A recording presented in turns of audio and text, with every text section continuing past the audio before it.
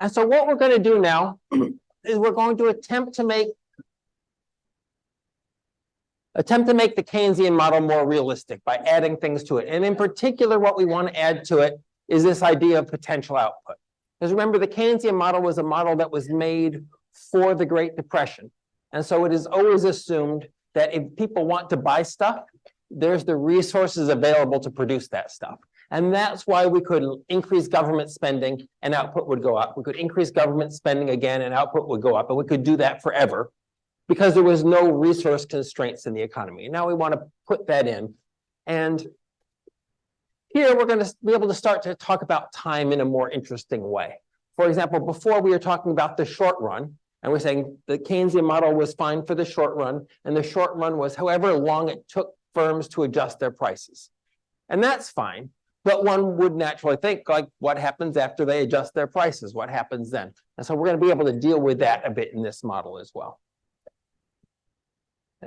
But nevertheless, everything that we've said so far in terms of fiscal policy, in terms of monetary policy, all of that's going to continue to be there. We're just going to add realism. So that the basic idea in all modeling, both in economics and elsewhere, is you start out with the very simplest thing that you can think of.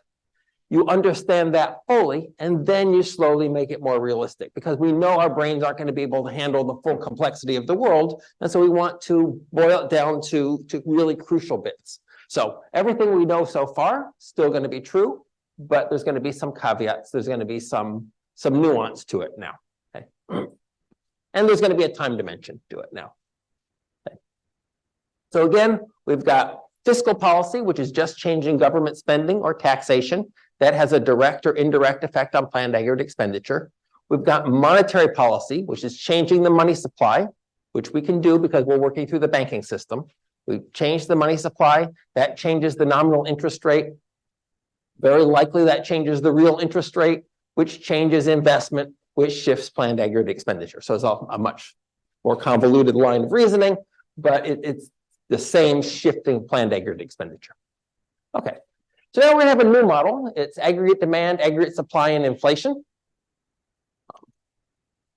And we're going to say how to derive the aggregate demand curve, line going down. How to derive the short-run aggregate supply curve, line going up, magic point where they cross. It's economics, line up, line down, magic point where they cross, almost always. And then we're going to look at the difference between short and long-run equilibrium and where inflation comes from a little bit. Importantly here, we're going to have this difference between short and long-run equilibrium. We're going to have a notion of time. Now, it's not going to be a super sophisticated notion of time. We're going to have short run. We're going to have long run. We're going to have a little bit how you move between them. But you'll start to be able to see how we can bring time into this and how policies that might be good in the short run might have negative effects in the long run. Okay. So our first thing is going to be aggregate demand. And you guys have seen demand before, and that's a line going down. And so aggregate demand just has an A in front of it. And so it's probably going to be just like demand. And it's going to look and behave just like demand. However, it looks and behaves so much like ordinary demand, like the demand for coffee, for instance, that you are going to be tempted to think that you already know about it. But in fact, you don't, because the story behind it has to be different than the story behind regular demand. So we're going to have a relationship between output. This is how much you want to buy. Here we're thinking about planned aggregate expenditure, the demand for goods, right? Same planned aggregate expenditure we had before, C plus I plus G plus net exports, no different. And we're going to think that it's going to be related to inflation in some way. And we're going to think that the higher inflation is, the less people are going to want to buy, and the lower inflation is, the more people want to buy. Now, the first thing you say, well, inflation is not the same as prices, right? When we think about the price of coffee, we say, well, if the price of coffee goes down, people are going to buy more coffee. If the price of coffee goes up, people are going to buy less coffee. Here we have inflation, which is the rate of change of prices, but it's going to play a very similar role to prices themselves. Okay, so here's our aggregate demand curve. Look in all its glory.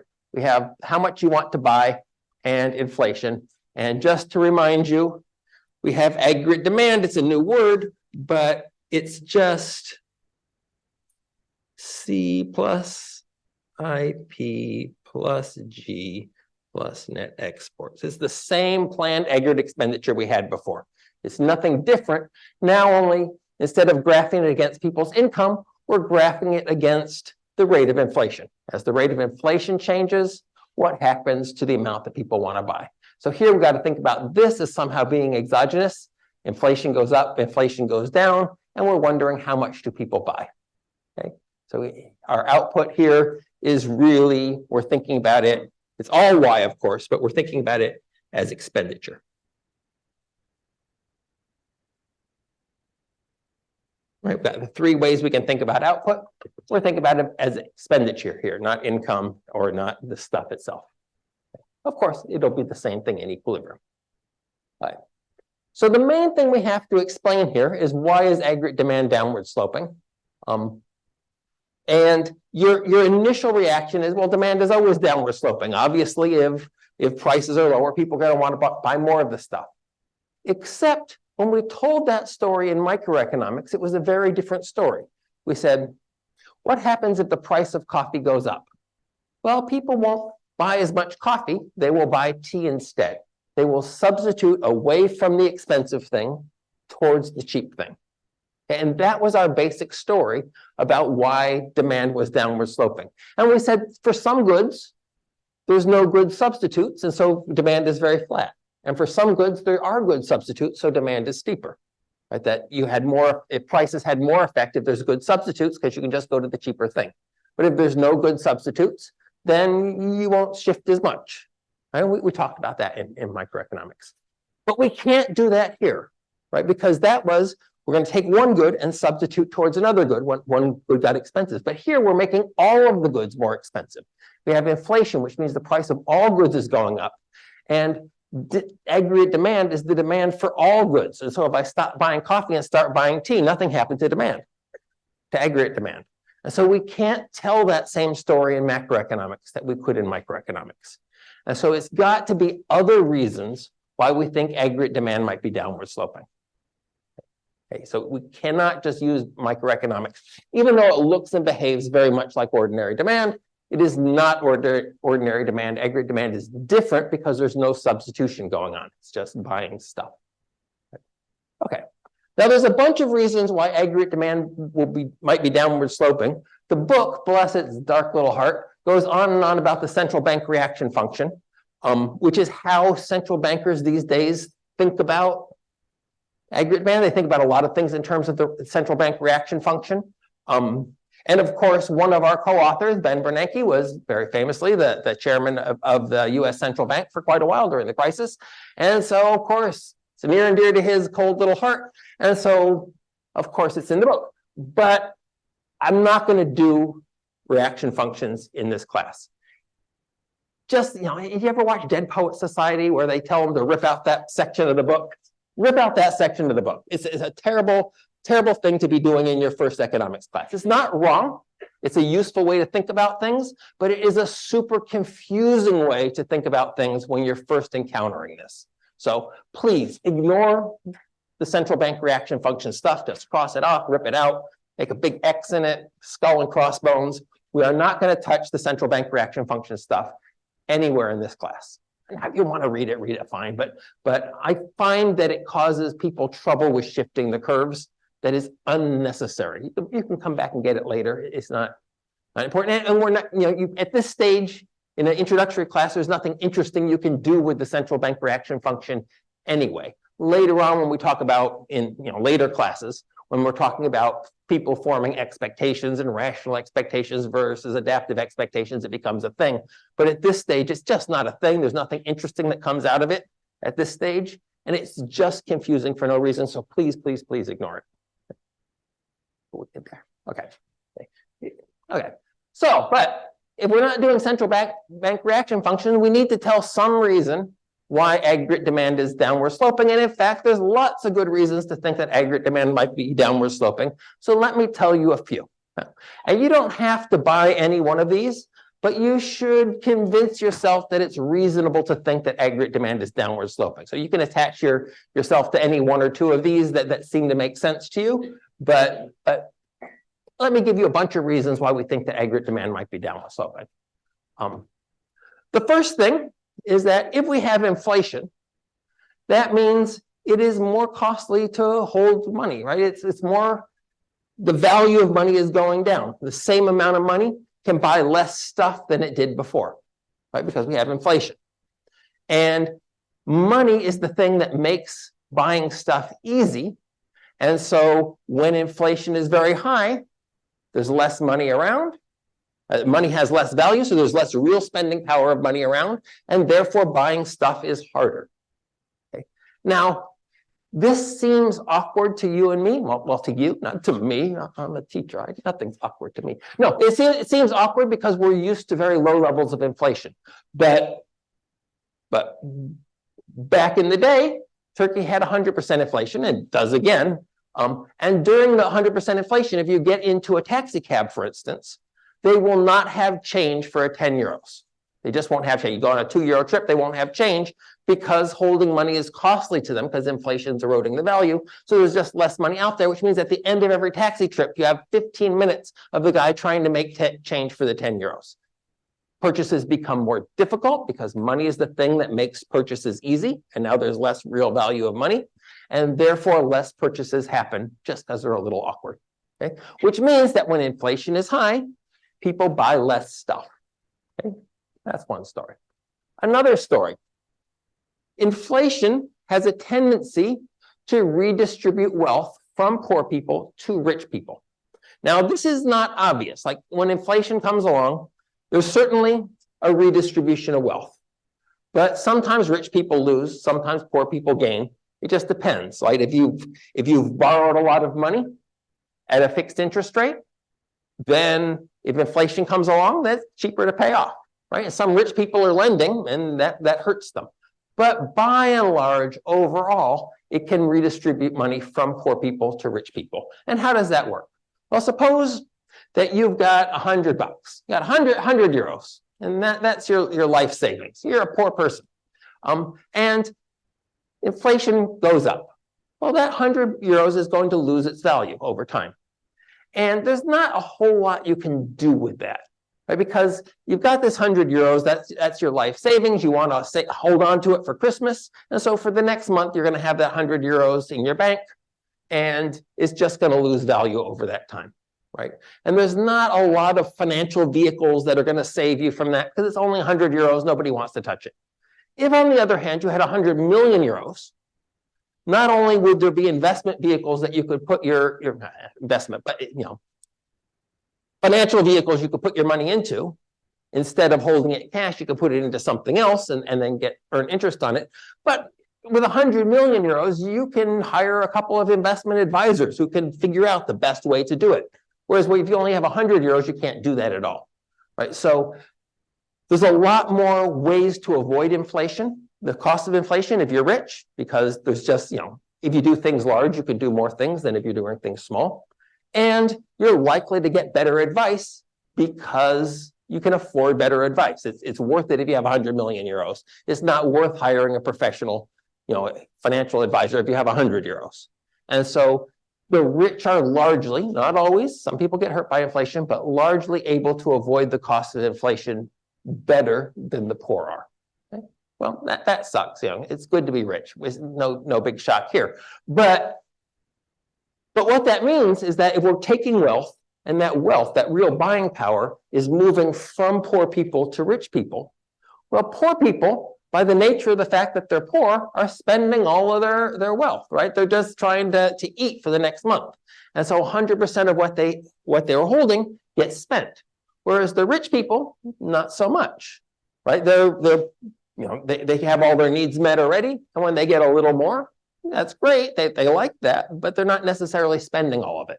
So when we redistribute wealth from poor people to rich people, the total spending is going to go down because the rich people are able to save some of it, whereas the poor people just aren't, or are able to save less of it. And so when inflation goes up, we're redistributing wealth and total spending is going down, okay? Which is what we need for aggregate demand, right? To be downward sloping. When inflation is high, there's less spending. Another reason, high inflation tends to be more variable.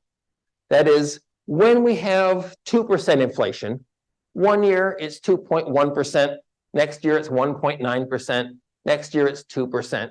It's within the 0.1%. When we have 10% inflation, one year is 12%, next year it's 8%, next year it's 11%. It's varying by several percent. When we have 100% inflation, one year it's 130%, next year it's 70%. And this is true across all the economies that we look at. It's almost always true that high inflation is more variable than low inflation. Okay? Now, there's lots of reasons for this that we won't get into. And it's not totally fully explained, but this is an empirical fact. So if you're living in a higher inflation country, if our inflation goes from 2% to 10%, which it seems to more or less have done, right? Things are going to be more variable. Planning is going to be more difficult. Right? When you go into your salary negotiations, you'll say, I need to be compensated for inflation. That's about 2%. And okay, you get a 2% raise. And then maybe inflation is 2.1%. And you lose 0.1% of your spending power. You say, that sucks. Right? Or maybe it's 1.9% and you gain 0.1% in spending power. And that's awesome. Well, that's lovely. But if inflation is 10%, then you're off by 2% either way. And you're either, you thought inflation was lower than it actually was, and you're hurt by 2%. You lose 2% of your salary to inflation. Or you're off by 2% the other way. You have 2% more. And if it's 100%, inflation is 100%, you can lose 20% of your spending power just by guessing inflation too low.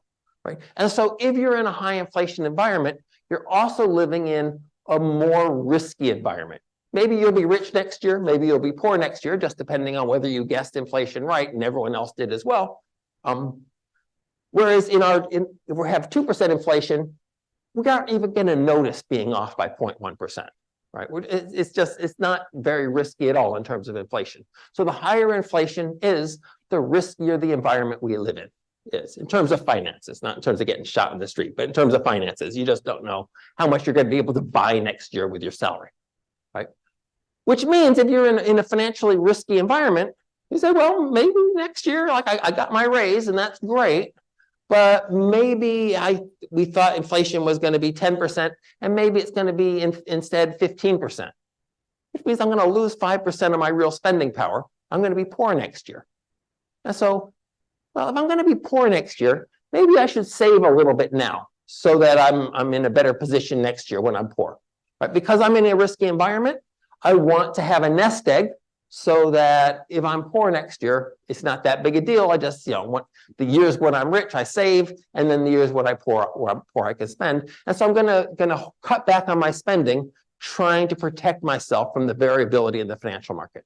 Okay, which means when inflation is high, it's a risky financial market, and therefore I spend less.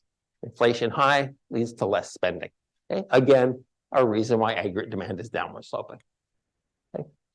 And lastly, we have the exchange rate story, which is, if exchange rates don't adjust, our goods become expensive for foreigners, so they don't buy them. So in like a perfect economics world, when we had inflation, and this year, let's say we had 100% inflation. This year, buying a dollhouse costs 100 euros. Next year, it's going to cost 200 euros. Okay? Well, everyone has the choice of buying dollhouses from Ireland or buying dollhouses from the US. And so if dollhouses are doubling in money, really the exchange rate should be doubling as well. So that Americans find our dollhouse equally as expensive as before, and we find their stuff equally as expensive as before. Right? Before it was €1 to dollar. Now, after the inflation, it really should be €2 to dollar, so that the $100 dollhouse is equivalent to our €200 dollhouse. Right? In an ideal, perfectly competitive supermarket, that's what would happen. But in real life, that's not what happens at all. And in fact, sort of in theory, exchange rates should adjust to match up the changes in prices between countries. But in reality, they don't. And not only don't they really, really, really don't. In the sense that if you want to predict, like the hardest thing to predict in all of economics and business is exchange rates. Like, it's the thing that we have lots of theories on, but we have the least grip on what causes exchange rates to do what they do. Now, if you say, what is the exchange rate going to be in 10 years? I think this country is going to grow and that country is not. Yeah, you can say something about what the exchange rate is going to be 10 years from now. Not great, but a little bit. But if you want to know what the exchange rate is going to be next year, we have no idea. Like, absolutely, totally no idea. Our best guess is it'll be the same as today, but that's wrong, right? We just cannot predict the exchange rate 1 year out. We just can't. We wish we could, but we can't. And so the fact that our prices are going up in real life says nothing about what's going to happen to the exchange rate at all in the short to medium run. In the long run, eventually it'll catch up, but in the short to medium run, it won't. And the reason for this is that if we think about the exchange rate driven by people buying dollhouses, and our dollhouses become more expensive than American dollhouses, everyone's going to buy the American dollhouses. And so everyone's going to be taking their euros and buying dollars, which means the value of the dollar is going to go up and the value of the euro is going to go down, right? So that's as a simple, it's a clean mechanism. The trouble is trade. This is a mechanism based on trade. Trade is really a small component of the exchange that gets the foreign exchange that happens. Yeah.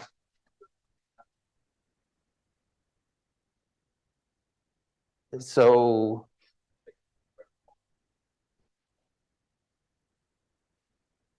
yeah. Against what?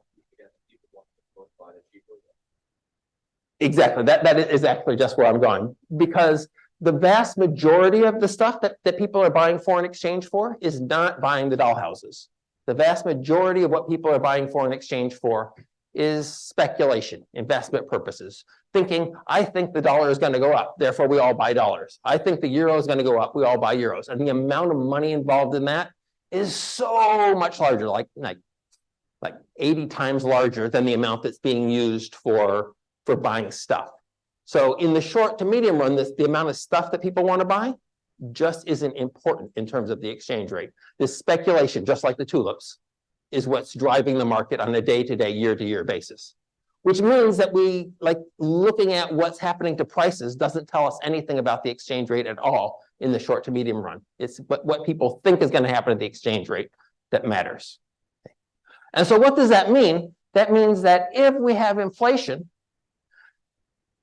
we really don't think in the short to medium run the exchange rate is going to change, which means our dollhouses are going to be more expensive than foreign dollhouses, and foreigners are going to stop buying our stuff, and they're going to start buying American stuff. And we ourselves are going to stop buying our stuff, and we're going to start buying American stuff because the exchange rate didn't adjust, which means the amount of our stuff that gets bought, both by us and by foreigners, is going to go down because the exchange rate doesn't adjust.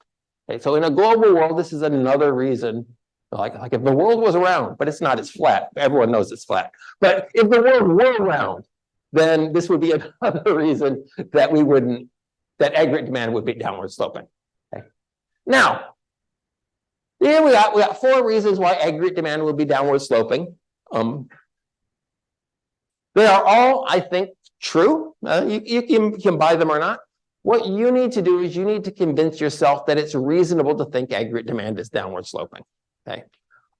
It could be really steep, it could be pretty flat, but it needs some downward sloping component for the rest of what we're going to do. It doesn't really matter whether it's very steep or very flat in terms of telling the stories we're going to tell, but there has to be a relationship between inflation and aggregate demand, and the higher the inflation, the less people want to buy.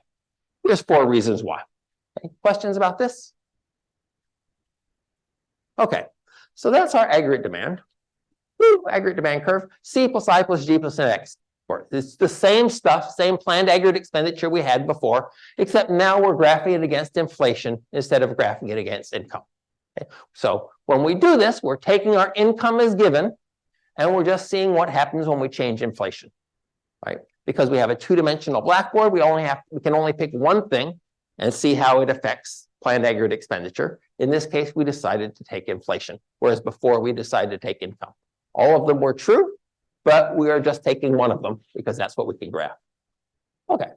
which means that if anything else changes that people care about, it's going to shift the curve, right? So for example, if we decide to spend more, if autonomous expenditures goes up, it's going to shift the aggregate demand curve to the right. We have that. Here we go. All right.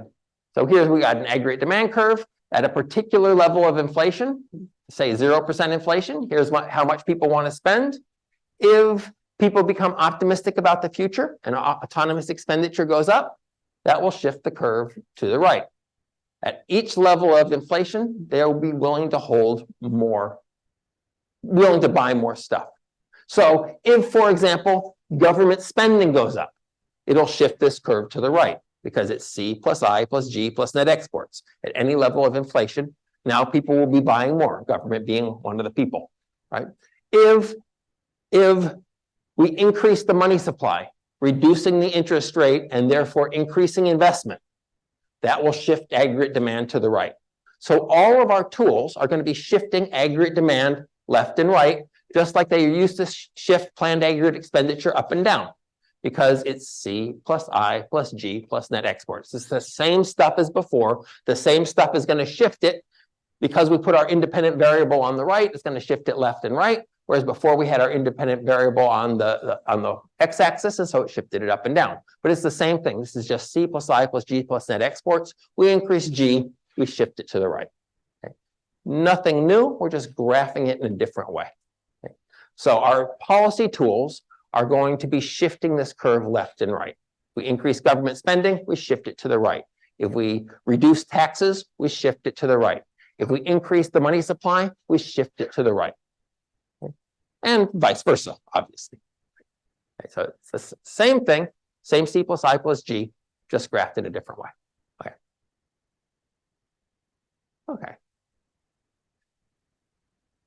Okay. This is just what I said again. Okay.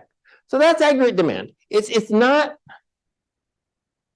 difficult or deep, but it is tricky because it's tempting just to think about it like ordinary demand, which it's not because there's no substitution, right? And there's this connection between inflation that you have to come to grips with. But otherwise, our policy tools just shift it left and right.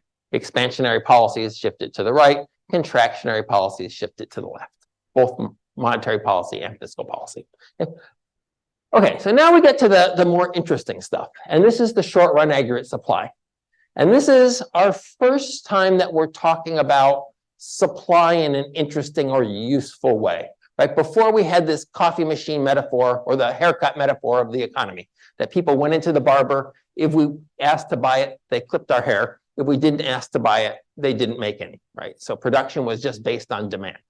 And that's happens occasionally, but it's obviously overly simplistic. Now we want to bring in a more realistic production story. Gravity is working here. Okay.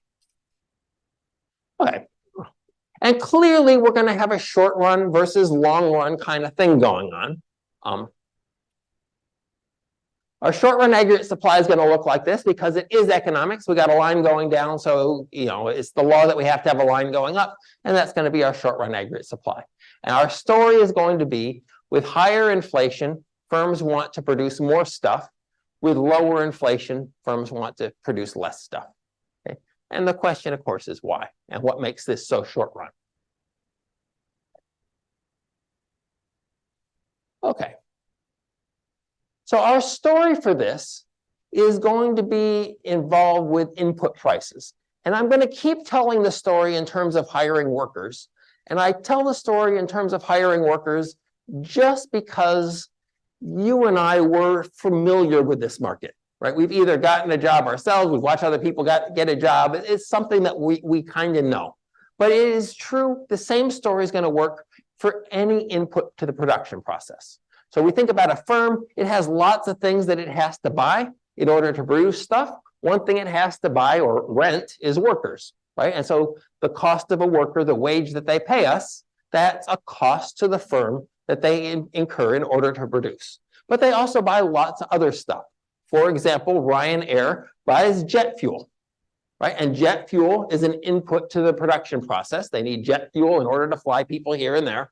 They also need workers to fly people here and there.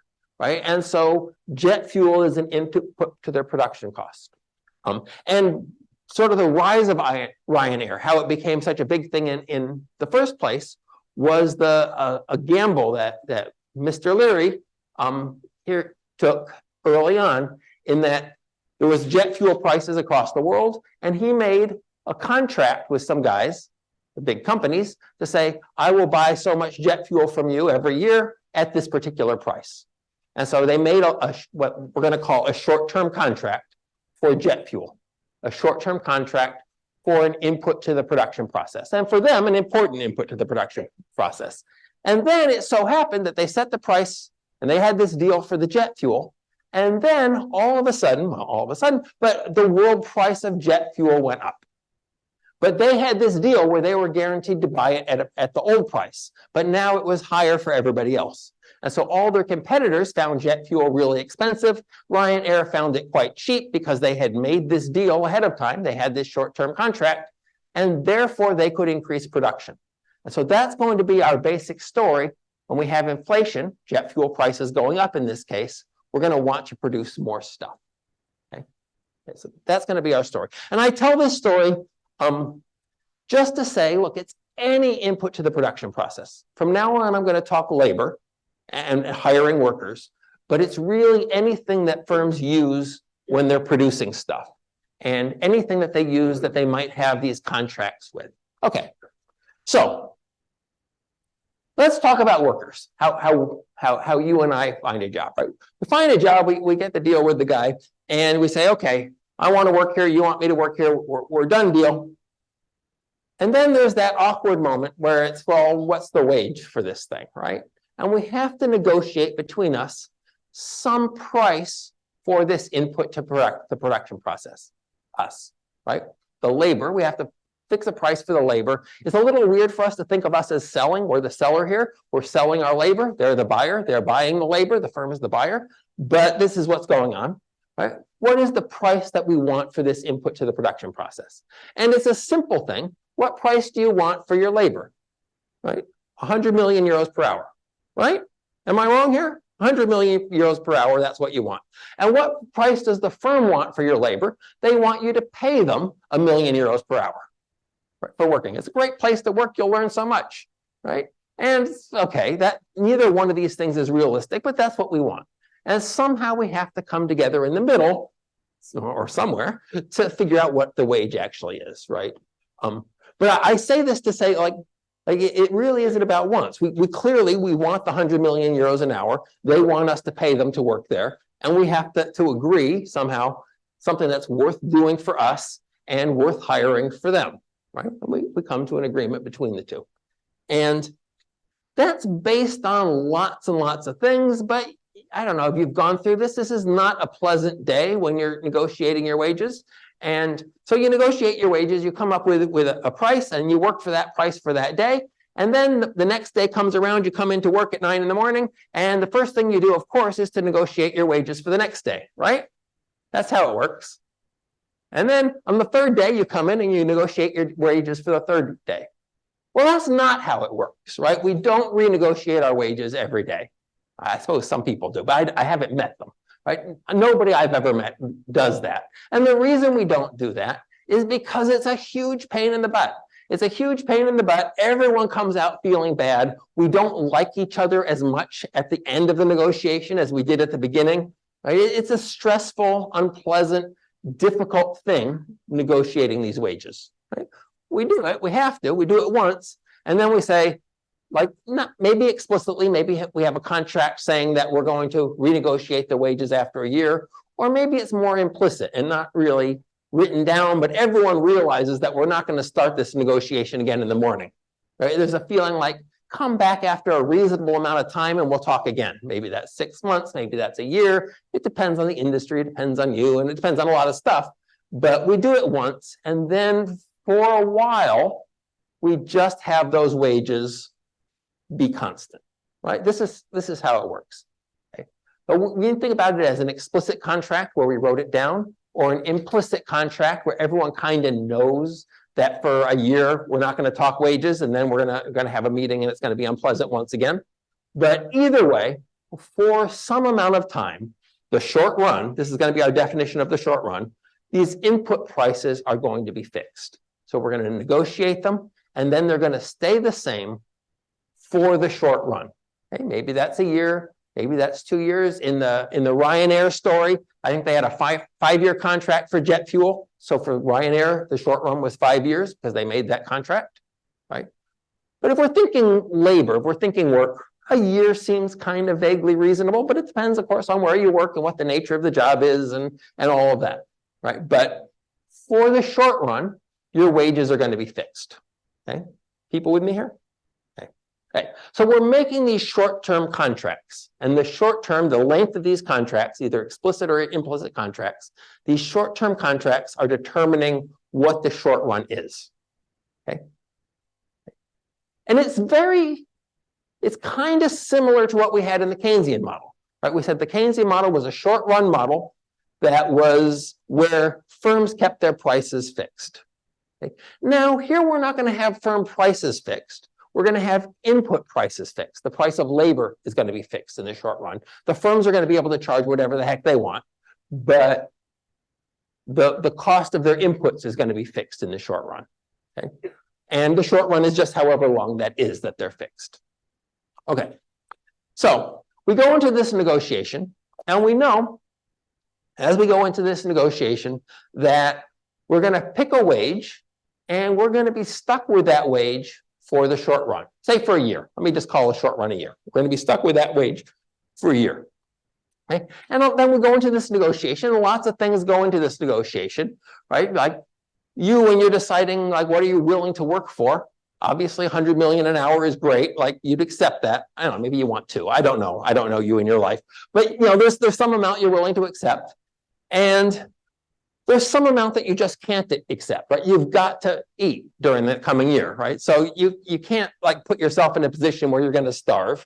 And so depending on your resources, maybe you work at an unpaid internship like a slave. Maybe you do better than that. But somewhere in there, you know, you want as much as you can get. And it gets increasingly difficult as the thing goes on. So lots of stuff goes into this decision for you, whether to accept a wage or not. Right? For example, you know, what are your skills? Do you have lots of other job offers? Like if you have a great other job offer, then you won't accept this one. But if you have no other offers, you won't. What is the market conditions for your things? What are the costs that you have? How much does it cost to rent an apartment? If it costs a lot to rent an apartment in Dublin, which it does, then you're going to need a higher wage in order to accept this job. Otherwise, it's back to Galway with you, right? And so lots of things go into this decision for you. But one of the things that goes into this decision is, what do you think the rate of inflation is going to be over the next year? Okay? It's one of many things, but it is a real thing. And we can see that this is true. We don't normally think about it this way because we are used to living in a low inflation environment, so we don't really think so much this way, but it is in fact true.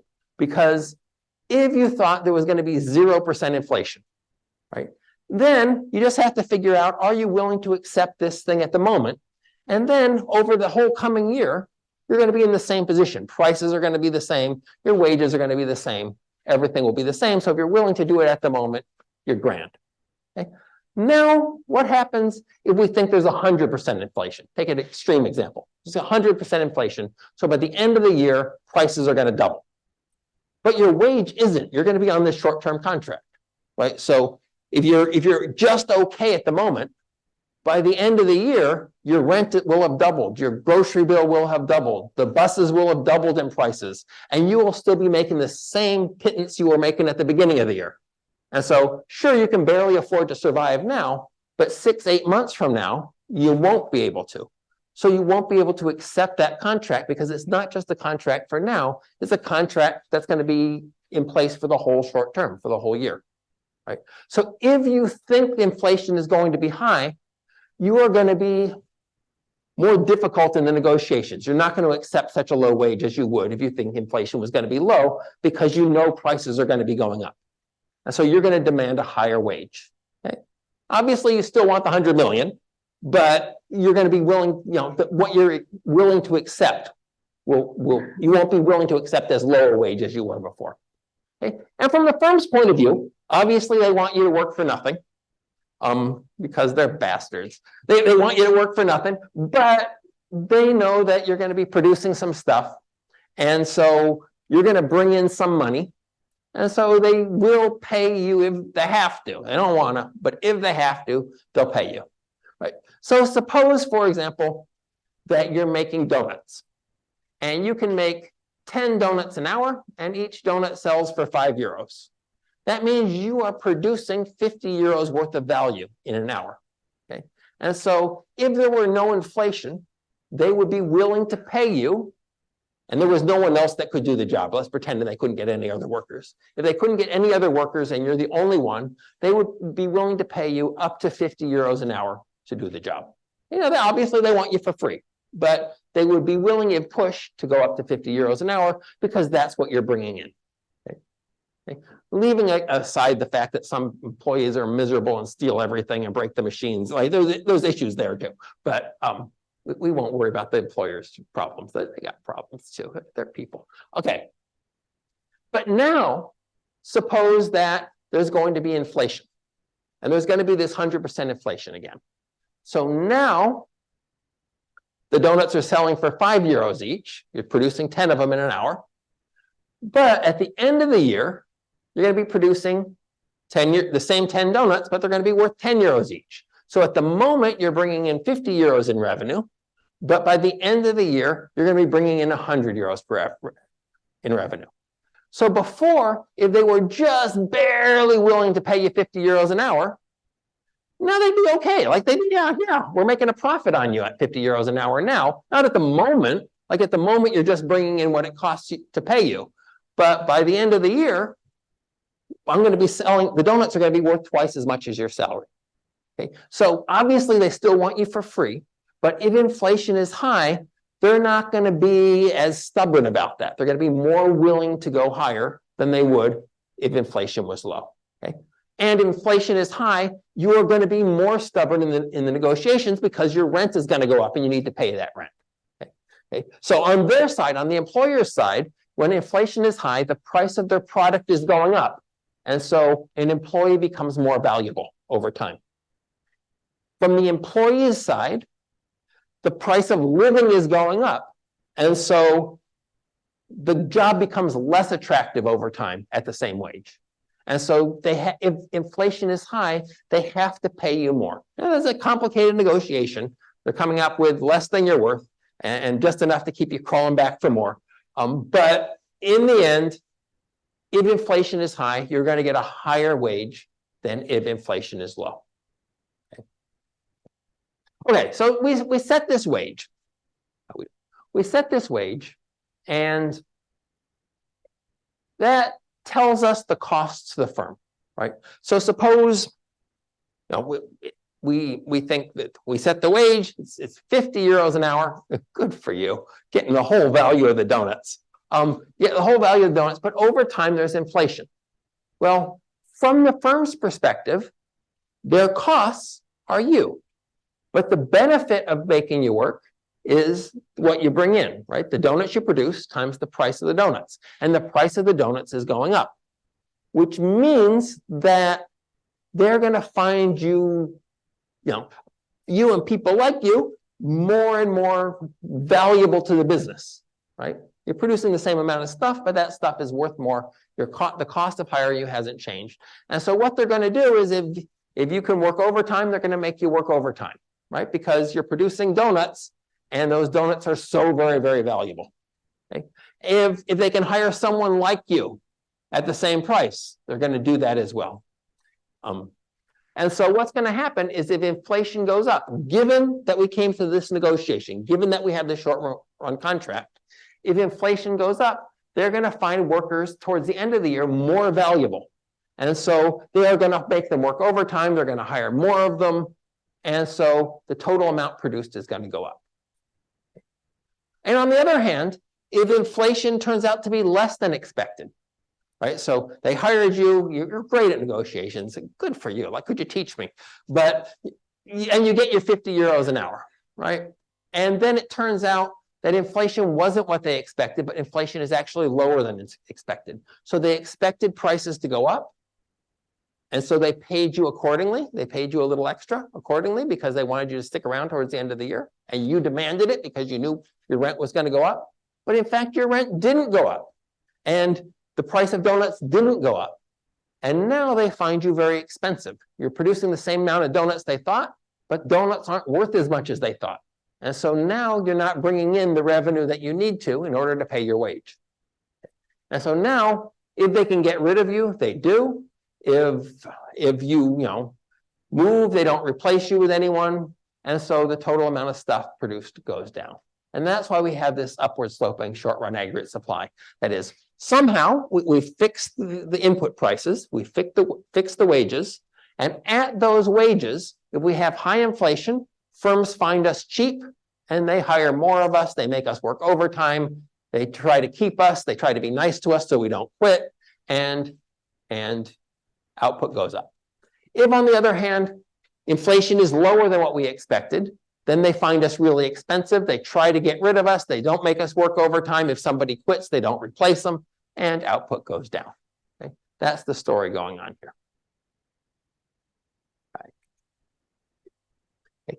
Now, all of this is based on unanticipated inflation, right? Because when we were making the contract, we had inflation in our head.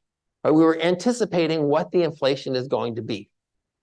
And if we think if we both think that there's going to be a 10% increase in prices, then we set our wages accordingly. You want $100 million a year, they want you to work for free, and we come to the middle and we set our wages accordingly. If we think that there's going to be 0% inflation, we set lower wages accordingly. But then the important thing then is once we've set those wages, once we're in those short-term contracts, what happens to inflation compared to what we expected? And if inflation is higher than expected, then we set our wages low and firms find us cheap because the price of their product went up, but the wages didn't. And so they're going to hire more of us, output will go up. If, on the other hand, that we had some inflation expectations, but inflation was less than that, we expected 10% inflation, therefore wages went up by 10% on average, but inflation was 0, then firms find us 10% more expensive than they were thinking. We have to produce 10% more product to pay for our wage, right? Which means they're going to hire less of us. They're not going to have us work overtime, etc. Okay? So this is all about unanticipated inflation rather than inflation itself. Right. So the idea is, if inflation is higher than expected inflation, we have this expected inflation that determines the wages, right? Our wages go up by the amount, on average, wages go up by the expected inflation rate.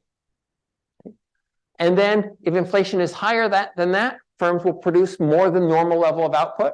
If inflation is less than that, firms will produce less than the normal level of output. And if inflation happens to be what we expected when we set the contracts, firms will produce the normal level of output. Okay. Now, I use this term normal level of output, but that's a term we've heard before, right? That was just our definition of potential output. And so this is going to be, if we get the inflation we expect, we're going to have potential output. We're going to have the normal level of output. If inflation is higher than what we expect, we're going to have more than potential output. And if we have lower than expected inflation, we're going to have less than potential output. So this is the first time that potential output shows up in a theory. But we sort of dropped it in the Keynesian model just to tell a story, but it didn't play any role there. But now it's going to be an important part of the model, this potential output. Okay. All right. Here we go. Okay. So here we go. Here we've got expected inflation is 3%, which means we all come together and we set our wages. Big fight, all arguments about what the workers should get. But in the end, on average, an average worker in the economy will get a 3% raise, reflecting the expected inflation of 3%. Okay. Now, on what baseline is that 3% wage? We don't know how the negotiations work. But with expected inflation 3%, 3% raises are in the cards. We all expect 3% inflation. Both the firms and the workers expect 3% inflation. Okay, we won't say where these inflation expectations came from yet. And therefore, we get 3% wages, which means if inflation actually is 3%, we don't know what it's actually going to be yet, but if it actually is 3%, everything's going as expected, which means everything's normal, which means we get the normal level of output, which is Y star, potential output. If, on the other hand, inflation turns out to be 4%, we thought it was going to be 3%, we all got 3% wage increases, but it turns out to be 4%. I see the angst in the room. Okay, I'll let you go. I'll let you go and I'll see you next time. I know people have to be at other classes and whatnot, so